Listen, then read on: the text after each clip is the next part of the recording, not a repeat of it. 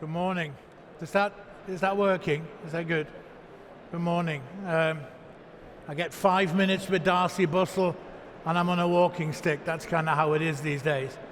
I can't tell you how great it is to be back after 2 and a bit years and lots of Zooms and Teams and whatever else. Actually be back at Bett is a godsend.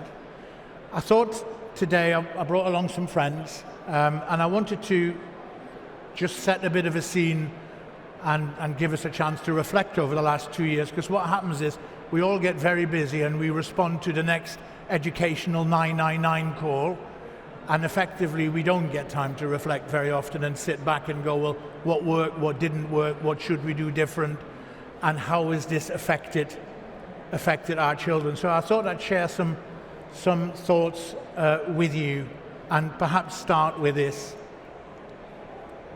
Training fleas requires a glass jar with a lid. The fleas are placed inside the jar and the lid is then sealed.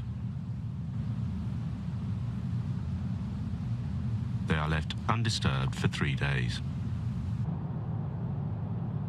Then, when the jar is opened, the fleas will not jump out. In fact, the fleas will never jump higher than the level set by the lid. Their behaviour is now set for the rest of their lives. And when these fleas reproduce, their offspring will automatically follow their example.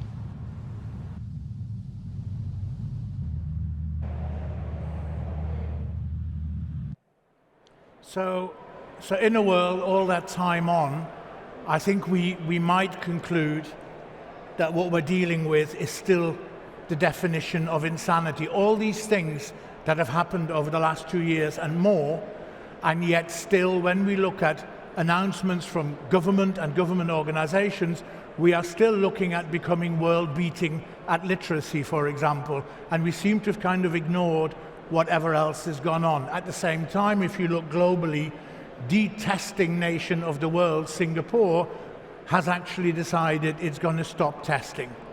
Right? So maybe we ought to look a little bit further and see what change is there and what change is possible. I think we need to, in our thinking, we need to remember that there are other ways of learning and other ways of playing and other ways of experiencing.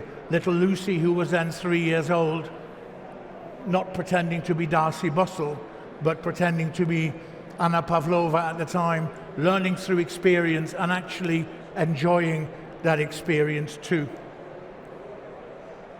We need to remember within that whole thing of insanity that children can only aspire to what they know exists, and what comes out of the egg and what gets shaped is up to us to bring that about rather than to dictate. We need to remember that experience is everything. The more we can expose children to experiences, the more the world will make sense to them and the more they can write their own narrative of the possible. It's an incredibly important piece. I used to travel all over the world, talk to lots of children and ask them the very simple question, why do you go to school? In 85% or more of the cases, the answer I would get is, because I have to. I think it's a sad and a bad answer, and I think through the connection with experiences and the real world, we can bring about that change. But we can't do this on our own. We need to focus on role models and examples, good role models, good examples that children can use, that they can aspire to. We need to stop asking the question, what do you want to do when you grow up? We might want to ask the question, who do you want to be like when you grow up? Because that's a values question rather than I want to drive an expensive car. In this future of education and the reflection, we need to think that each child is different. We need to be recognizing that we're accountable to the children and not to the system. And therefore, equity and equality is at the beginning of the thinking and the planning and not an afterthought. We need to teach politics. There are countries where 16-year-olds have the vote. I would argue that our schooling system does not allow for children to become educated young people who can make very important choices about the future of the planet, for example, on their own.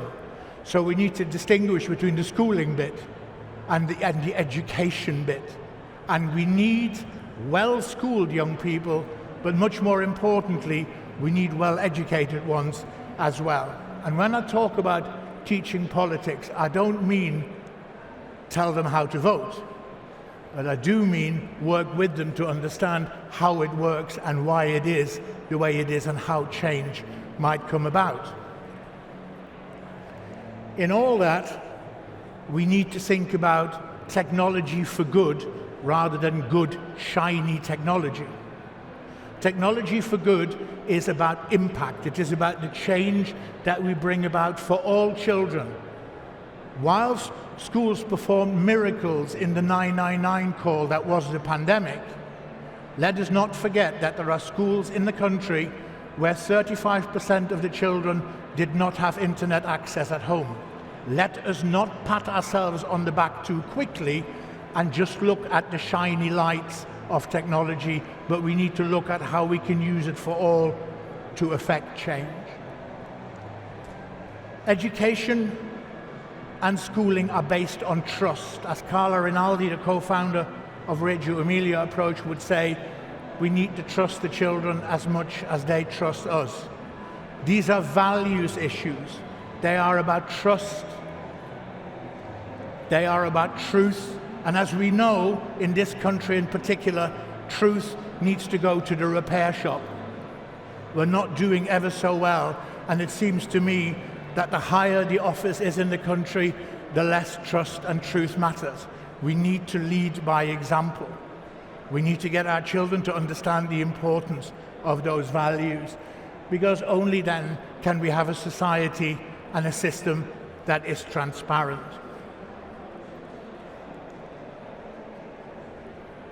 That speaks for itself. There will be, particularly in that trust and truth and transparency matter, the role of the teacher is more important than ever.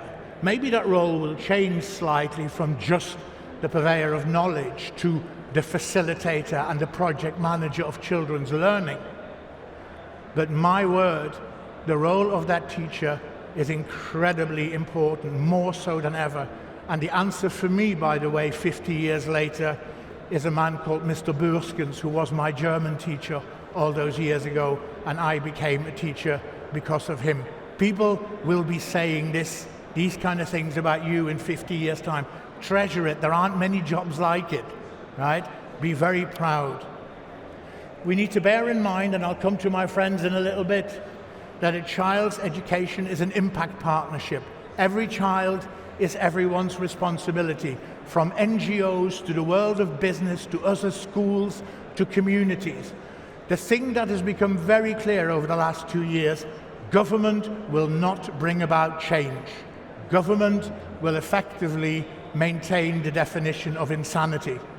If we want to bring about change, we need to do it in partnership, and we need to do it with the child at the center of things. We need to be woke. I love woke.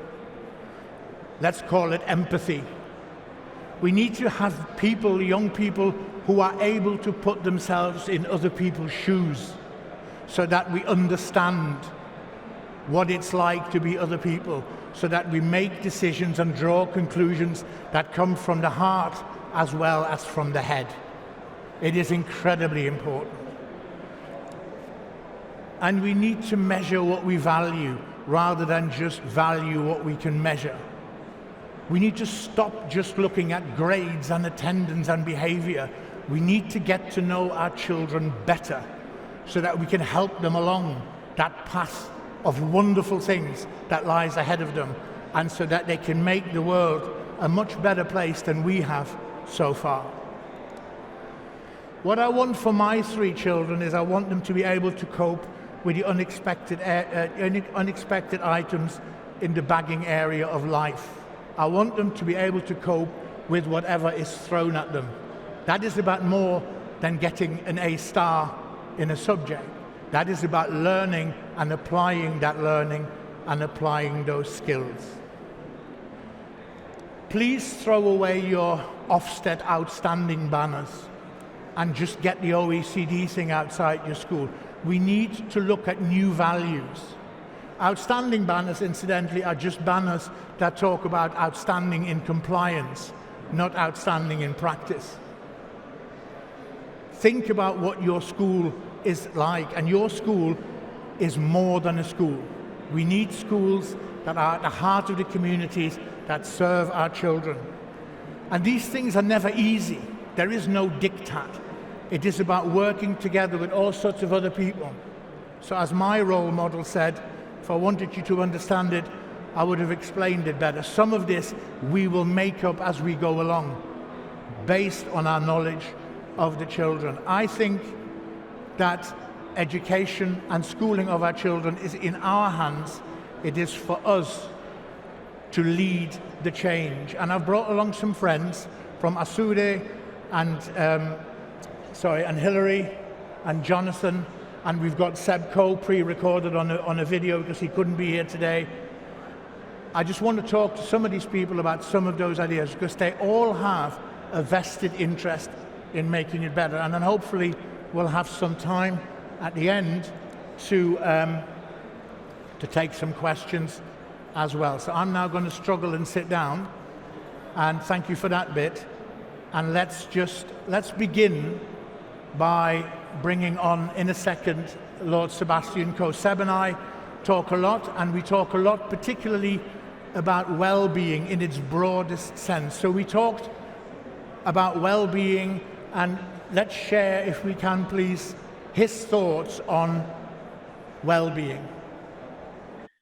Look, I've got to be careful in how I say this because it could easily be misconstrued as the sort of silver lining in COVID, and I don't remotely believe that. COVID has hit families, communities very, very hard.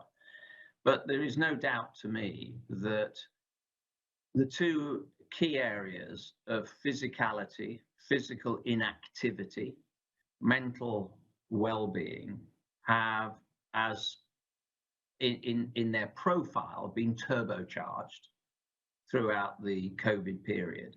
I mean, for those of us who've been working in that field for many, many years, I was deputy chair of the Sports Council in the mid-80s, where we were trying to get across to government that your best economic, education, health, social inclusion policy is through sport and other areas of inclusion. There's nothing new in what we are currently witnessing or experiencing. I think what it has done in the last year or two is it's rather belatedly got government to understand that alongside the maintenance of sound money and the defence of the realm, actually the health and well-being, both physical and mental, of neighbourhoods in their countries is of paramount importance. And if I look at physical inactivity, I chaired for David Cameron some years ago a legacy group that specifically looked at this as a challenge. And so often we tend to silo these big meaty issues into a government department or one particular field of thinking. Everybody is sort of trying to do something about obesity and basically looking at the National Health Service. It's not a National Health Service issue. If, for instance, you genuinely think that it's the right thing to do to zero rate sales tax on school books or clothing or food because it's sort of, it's better that we have a nation of people that read and kids that go to school well dressed and probably well fed, it's better to do that. Well, but why wouldn't we take the same policy towards membership of gyms or school or gym equipment or bicycles, things like this, if you really want? So these are issues around tax and spend and health and education. They're not just about health. And so I think that the way we keep these things front and center is to go on showing that there is a drumbeat of progress, that these things can and do make a signal difference to the health and well-being of communities. And I guess if there is a silver lining in COVID, and there's precious little to find that's been encouraging, I think it is that we are now very much more circumspect about the health and well-being of young people and the planet that they're living in. So, Lord Coe, I'm going to very quickly run through. Hilary from DK is what in terms could be seen representing the conventional, but you're not. Asuda, Twin Science, is representing the kind of the new techie side, and Jonathan is measuring what we value. I'm very fortunate, including Seb, I have very, very many conversations with these people about trying to make a difference. How can we do this? And the challenging thing is, because they're businesses, how can we not just do that for the people who can afford it, but how can we do this for the people who can't afford it? Because that is where the real challenge for me lies. So Hilary, I'm going to start with you. Tell us a little bit about DK, and what I'm really interested in is that change in the light of digitalization. So if you would, please. Thank you, Ger. So for its beginnings in 1974, Christopher Dorling and Peter Kindersley really wanted to make the world and how it worked accessible to curious minds everywhere. And by bringing together text and images in a way that make them more than a sum of their parts, they allow everyone to explore the real world, its challenges, and nurture curiosity about the world we live in. I'm always delighted when a teacher says to me, "Oh, I love a DK book, it opens the world for my children." And the same with the parent who says, "My child clutches the DK Eyewitness Sharks book everywhere they go, even though their teacher says they're not much of a reader." And it's that ability to delight and to engage the reader or the person accessing that content in the broader world that I think DK has a unique place doing that.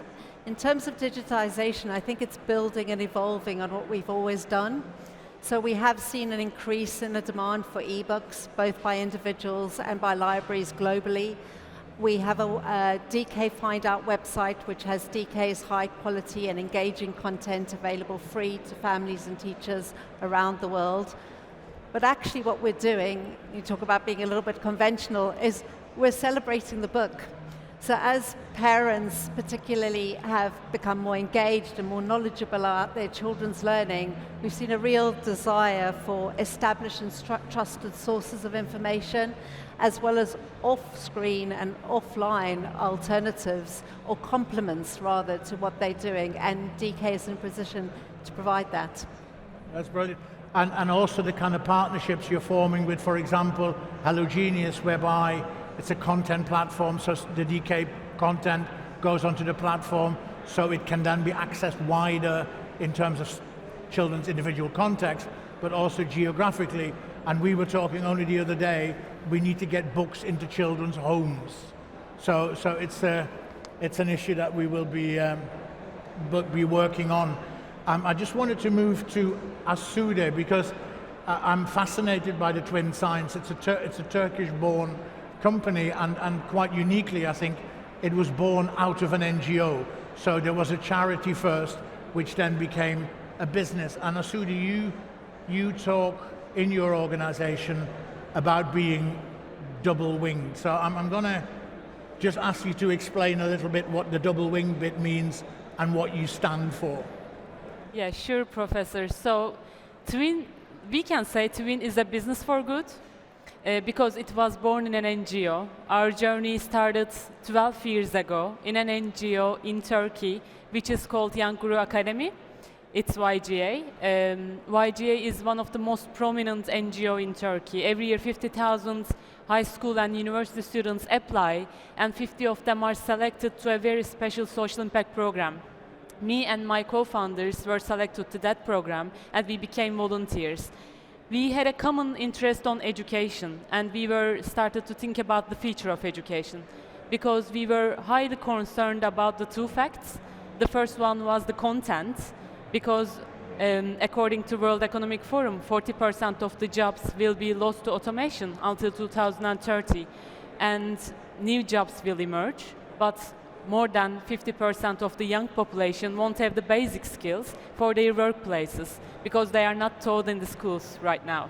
And secondly, we were facing many global crises as we face today, such as climate change, pandemics, wars. So they need to be solved, and young generation will be the key player who will solve them. So as a result, our answer to that problem was to raise double-wing children, as you say. So for us, one wing is competency, and the other wing is compassion.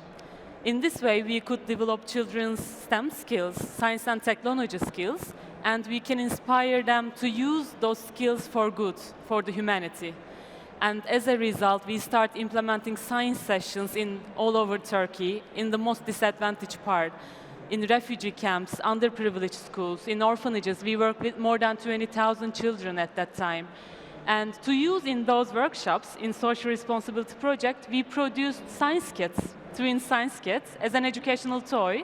And we created a unique curriculum with our advisory board members. Some of them are here today, Sevin Çatabay, Board of Educator Director. And what was the unique point of our curriculum? We integrated scientific knowledge with humanitarian values, such as empathy, collaboration, helping each other.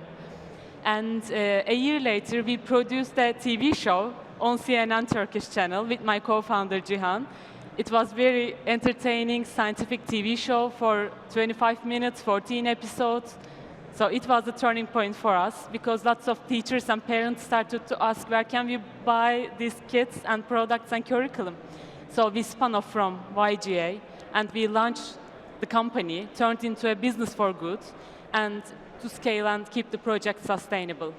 At the beginning of 2020, we moved our headquarters to the UK to reach children globally, and Twins globalization process accelerated after that. So far, we reached 65 countries and more than 500,000 children, and it's just the beginning. Yeah. Thank you. I think one thing that I would put in there is that in both cases, that what we're talking about also is making learning visible, right? And when the learning becomes visible, then the child, the learner, has a sense of achievement rather than just an experience of attainment. And that leads to show and tell and pride and all that. And the other point I would make at this stage is that all the people here are open to suggestions and projects. So if you have any ideas, just get in touch. Yeah, from the Polar Explorer project with Anthony Ginman, who was off to the South Pole, and we teamed them up with Verifax and with yourselves to lead on the project, because as a business that is engaged in education and a business for good, you can only be that if you interact with the people who actually work with the children. So get an email going. Any ideas, please do that. I wanted to come to Jonathan and the kind of measuring what we value. And because we have this thing, we were forced down this route about the testing and the results and the inspection and the league table, and we could actually have a conversation about schooling and education without mentioning the word child once, because we talk about the systems and the structures and the outcomes. Strikes me as a bit daft. So I think we need to come to a system whereby we measure what we value, and what we value should be the children. So tell us about.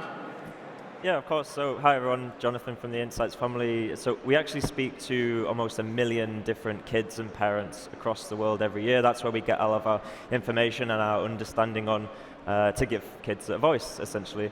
So yeah, your question around measuring what we value. Well, we're really good in the world, aren't we, at measuring KPIs and tracking our performance, but how often do we actually stop and think, what do we want to measure and what are we trying to measure? And when it comes to education, well, what do we value? As you said today, schooling and education are obviously intrinsically linked, but separate. When it comes to schooling, we're very good at measuring grades, attendance, but Then when it comes to education, we need to think, kind of expand our horizons and start to think around how we can measure experiences, and which is difficult because experiences are they're intrinsically kind of intangible. They're hard to measure. So we need to start thinking about how we can measure children's happiness, their readiness for the future, their satisfaction as well. These are all things that we can and do measure. And we obviously do value experience to some extent. We give kids work experience, we give them experience of some things but not others. We don't give them much experience of travel or food or art perhaps. And those things we could be broadening our horizons to look at. And I'll just give you one other example as well about how we should really be listening to the kids, and because you'll actually be surprised often when you ask the kids, they often have the answer. So we ask kids, what's the biggest issue facing the world today? And in most countries they tell us, aside from COVID and coronavirus, they tell us it's sustainability and the environment. That's the biggest challenge facing the world. But then when we ask them where they learn about this, the number one place they tell us is from their parents. The number two place is online, and then school is in third place. So this is the biggest issue that they're telling us in the world today, but they're more likely to be learning about it online, which is fine, that's great. There's questions around who's regulating that type of content, but just one example of there, how we should be listening, asking the kids, because they often might have the answer when it comes to these challenges. Thank you. Please, it's interesting, isn't it? My youngest daughter is doing her GCSEs, and she'll be fine. But actually, I'd quite like to know how more confident she is now. I'd like to know how much her self-esteem and her aspirations have risen, how happy she was in those 5 years at school. And we need that kind of information. And then we can call ourselves outstanding, I think, right? Rather than just a compliant bit. I'm going to end with a little bit of time with Seb. I mentioned earlier the role models, the heroes and the sheroes. And I think there's something that we also need to remember. This is not hard.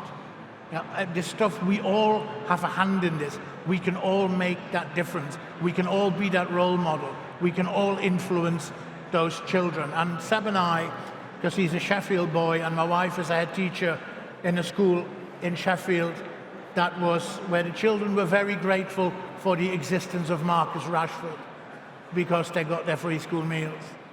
And Seb has promised me that the next time he's in Sheffield, he'll do two things. One is he'll come and run with the kids, but also he'll spend some time with them and talk about himself and answer any questions in this thing about being a role model. And that is what we all are, and we all have the potential to be. So I want to close with Lord Coe's statement and view of role models. If we can have that last bit, please. Committed to the concept of, if you expose young people in their formative years to really extraordinary narratives, then you can get some real traction. And why do I know that? I'm going back to a Sheffield school in the late 60s, Tapton, when I was there in 1968, after the Mexico Games. John and Sheila Sherwood, two local teachers, both got medals in Mexico, came back as conquering heroes, took their medals around the schools. I got to meet them. I then joined a local athletics club off the back of just that one interaction, talking about their experience in Mexico, coming back with medals. That set me off on my path in athletics. And I know that if you can recreate those opportunities, that's why even at Loughborough, we're so keen to get our alumni to come back and talk about all the really extraordinary things that they've gone on to do off the back of a Loughborough education. And that is so much more insightful than anything those students are going to absorb from an annotated, what I should have learned at the Harvard Business School. Please be in touch, and just remember the role that we play. The mind once enlightened cannot again become dark, and it is as easy as that. But that's the job in hand. Thanks for your time, and thanks to the panel for being here. Have a great Bett, and hopefully see you next year. Thank you.